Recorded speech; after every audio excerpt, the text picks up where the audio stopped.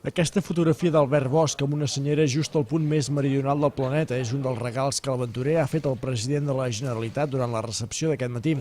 També li ha regalat un exemplar de l'edició especial del tapaboques commemoratiu de l'expedició i un exemplar del llibre Esperit d'aventura, els 7 reptes de l'emprenedor, escrit pel mateix Bosch. La recepció ha estat a porta tancada, però durant la trobada prèvia amb els mitjans de comunicació, Artur Mas l'ha felicitat per ser el primer català que ha creuat l'Antàrtida fins al Pol Sud i ha ressaltat la importància d'aquesta gesta, assegurant que és un bon exemple per als catalans. Després d'una setmana maratoniana d'entrevistes a diferents mitjans del país, Albert Bosch ja ha tornat a la seva feina d'empresari i precisament la setmana que ve tornarà al Palau de la Generalitat per explicar al president la seva nova organització empresarial, ecoemprenedors.cat, que pretén crear riquesa a partir de negocis amb component ambiental.